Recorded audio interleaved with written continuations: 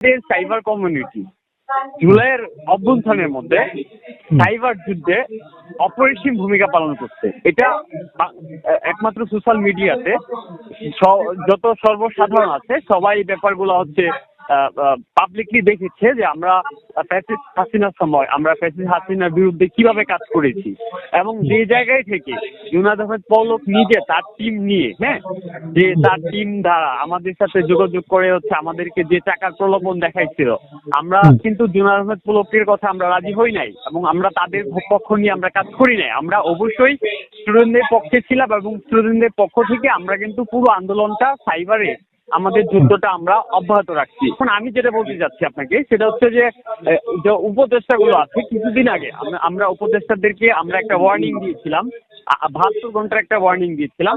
সেই ওয়ার্নিংটা হলো যে উপদেষ্টা ফারুকীকে অপসারণের জন্য। উপদেষ্টা ফারুকীকে অপসারণ যদি না করা হয় সেই ক্ষেত্রে বাংলাদেশের সাইবার স্পেসে আমরা অ্যাটাক চালাবো, আমরা তাদেরকে বলেছি, ঠিক আছে?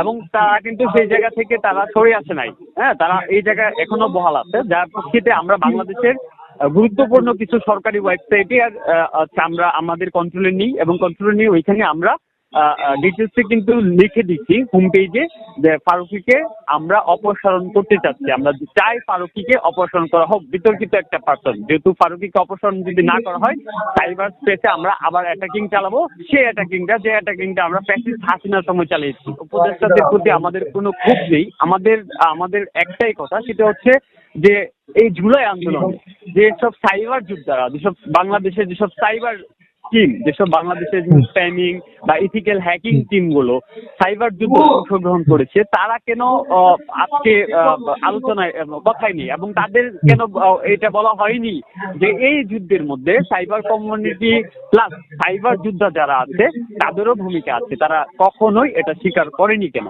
এবং আমাদের যারা সাইবারে আমরা যুদ্ধ করছি, আমাদের মতো যেরকম স্প্যামিং বা হ্যাকিং টিম আছে, তারা কেন বঞ্চিত? এবং তারা এবং যাদের ডাকে আপনি যদি বলি, আপনি হয়তোবা জানেন ব্যাপারটা যে একমাত্র সাইবার কমিউনিটি ডাকেই কিন্তু তখন যারা রেমিটেন্স যোদ্ধা আছে অনলাইন প্ল্যাটফর্মে সাইবার কমিউনিটি ডাকে সাড়া দিয়ে তারা কিন্তু রেমিটেন্স সাবধান করে দিয়েছিল। এবং আমি আপনাকে এই প্রোপটাও দিতে পারি যে যখন হচ্ছে এক দফা দাবি, যখন হচ্ছে সরকার পতনের দাবি না আসে, ঠিক তার 15 দিন আগেই কিন্তু সাইবার কমিউনিটি সরকার পতনের ঘোষণা দিয়ে দিয়েছিল, যাতে স্টুডেন্ট যারা আছে, সাধারণ মানুষ যারা আছে, তারা যেন ঐক্যবদ্ধ হয় এবং ঐক্যবদ্ধ হয়ে যাতে পিছপা না হয় আন্দোলন থেকে, তারা যেন সাহস পায়। এবং আমরা তাদেরকে ওই সাপোর্টটা দিয়েছি। সেই আমরা এটা বলেছি যে আপনারা আপনাদের জায়গা থেকে লিখেন, নিজেদের ইচ্ছা মতো প্রকাশ করেন, আমরা আছি সাইবার কমিটি, আমরা আপনাদের পেজ, আপনাদের অ্যাকাউন্ট সবকিছু আমরা প্রোটোকল দিব এবং সবকিছু আমরা প্রোটেকশন দিব। আমরা তাই করেছি। যে সকল পেজগুলো থেকে হচ্ছে পোস্ট করা হয়তো ফ্যাসিস্ট হাসিনাকে নিয়ে, সেই সব পেজগুলো হচ্ছে ফ্যাসিস্ট হাসিনার যে আইটি সেক্টরের যে যারা ছিল তারা হচ্ছে কথা বলে এই পেজগুলো নষ্ট করে দিয়েছিল, আমরা সেগুলো ব্যাক করে দিচ্ছি, অনেক অ্যাকাউন্ট ব্যাক করে দিচ্ছি, বিভিন্নভাবে সহযোগিতা করছি। এখন আমি মূল কথায় আসছি, আমাদের মূল কথা হচ্ছে এটাই যে উপদেষ্টা যারা আছে তারা এখনো কেন সেই বিতর্কিত পার্সন এই ফারুকীকে কেন এখনো তার জায়গায় এখনো কেন বহাল রাখছে, যেখানে হচ্ছে ব্যাপক হারে সোশ্যাল মিডিয়াতে একটা আন্দোলন এসেছে অফলাইন এবং অনলাইনে যে ফারুকীকে অপসারণ চাই। আমাদের কথা হচ্ছে এটাই যে এই ফারুকীকে কেন অপসারণ করা হলো না, এক। আর দ্বিতীয়ত হচ্ছে সচিবালয়ের আগুন বিষয়ে, সচিবালয়ের যে আগুনটা লেগেছে সেইটার ফুটেজ যে ব্যাপারটা তারা পাবলিক করছে, যদিও এটার পিছনে আরো অনেক কিছু আছে।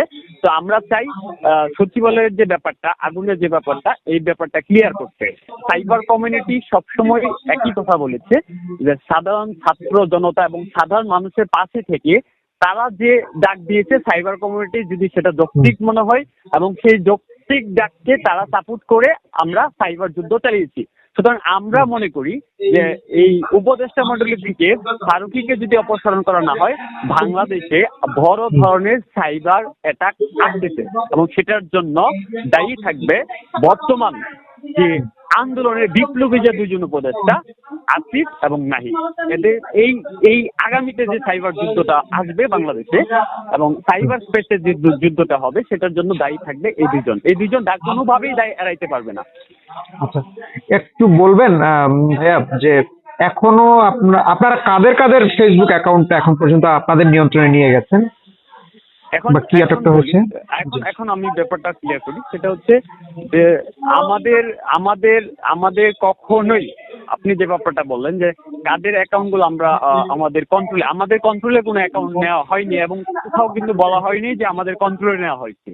হ্যাঁ, এখন আমি আপনাকে বলি যে দুইজনের অ্যাকাউন্ট হচ্ছে রাফি আর হচ্ছে ওই সমন্বয়ক, হ্যাঁ হ্যাঁ, তাদের অ্যাকাউন্ট হচ্ছে ডিসেবল হয়েছে।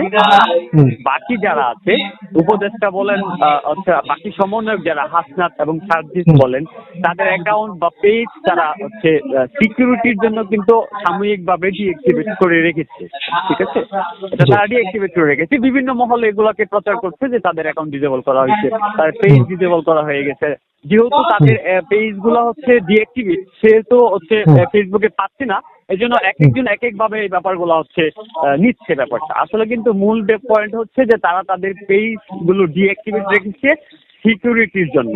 টোটালি ক্লিয়ার করতে চাই যে সাইবার জুলাইয়ের অভ্যুত্থানের মধ্যে যে সকল সাইবার যোদ্ধারা আছে এবং তাদেরকে এখন বর্তমান যে সমন্বয়ক বা উপদেষ্টা মন্ডলী আছে এবং তাদেরকে সেটা এই বর্তমানে বাংলাদেশের সাইবার যোদ্ধা যারা আছে তাদেরকেও সাইবার যোদ্ধা হিসেবে স্বীকৃতি দিতে হবে যে এই জুলাই অভ্যুত্থানে ফ্যাসিস্ট হাসিনার বিরুদ্ধে সাইবারে একমাত্র যারা যুদ্ধ করেছে তাদেরকে তাদের স্বীকৃতি দিতে হবে।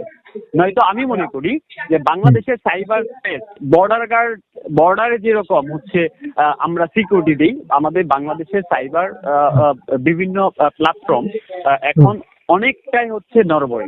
আমি বাংলাদেশের গভর্নমেন্ট সেক্টর গুলোতে আমি এখন প্রকাশ করতে যাচ্ছি না কোন কোন সাইট বাংলাদেশ ব্যাংক সহ এবং কোন কোন সেক্টর গুলো সাইবার নিরাপত্তাহীনতায় আছে, এগুলো আমি আসলে প্রকাশ করতে চাচ্ছি না। আমি মূলত এটা বলতে চাচ্ছি যে বাংলাদেশের মধ্যে এখনো বিতর্কিত উপদেষ্টাগুলো কেন বহাল আছে এবং বিতর্কিত যেখানে বাংলাদেশের দুইজন বিপ্লবী উপদেষ্টা আছে, যেখানে আসিফ এবং নাহিদের মতো দুইজন উপদেষ্টা থাকার পরেও বিতর্কিত পার্সনদেরকে কেন হচ্ছে উপদেষ্টাতে আনা হয় এবং উপদেষ্টাদেরকে কেন বহাল রেখে এত আন্দোলন বা তাদেরকে নিয়ে এত কথা হয়েছে।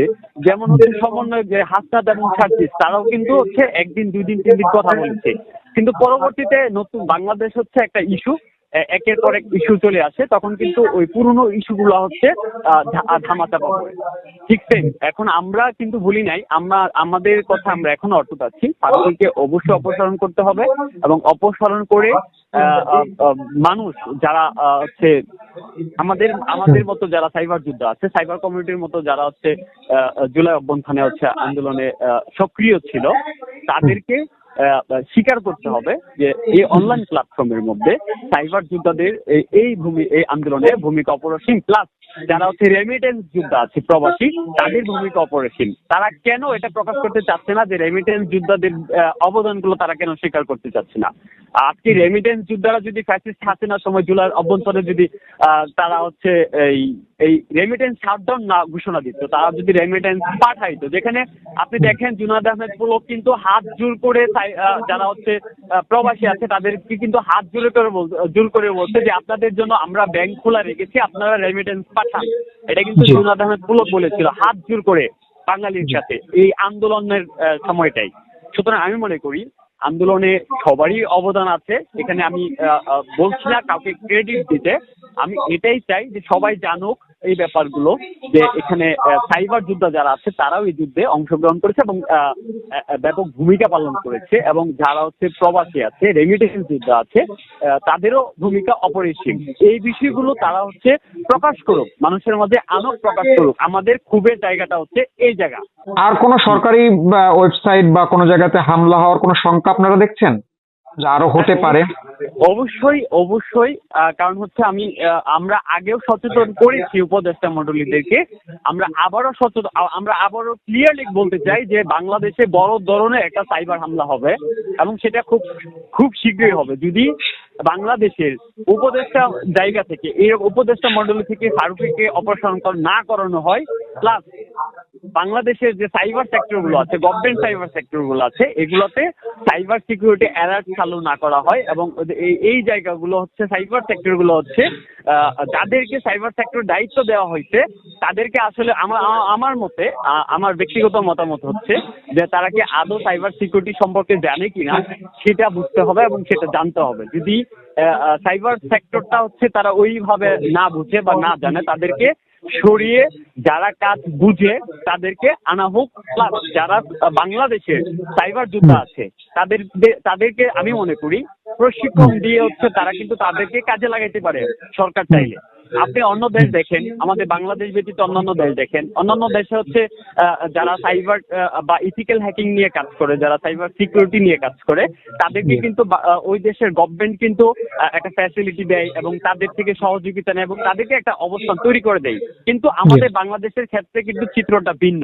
কিরকম? সেটা হচ্ছে যে আজকে আমরা বাংলাদেশের যে সাইবার যারা যোদ্ধা আছে বা সাইবার সিকিউরিটি স্পেশালিস্ট যারা আছে, তারা যদি কোনো কিছু করে পরের দিন কিন্তু মামলায় হয়। আমরা বিগত ফ্যাসিস্টের সময় দেখেছি, আমার নিজের নামে মামলা হয়েছে, যখন আন্দোলন চলাকালীন সময় সাইবার কমিটির নামে মামলা হয়েছে, আমার বাসায় ডিজিএফ অ্যাটাক করেছে।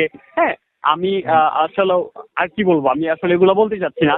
আমরা এটাই বলবো, যারা সাইবারে কাজ করে, যারা সাইবার সিকিউরিটি স্পেশালিস্ট বাংলাদেশের, আমি মনে করি সরকারের একটা সুযোগ আছে তাদের থেকে বেছে নিয়ে সরকারের গভর্নমেন্টের সিকিউরিটি কাজে লাগানো।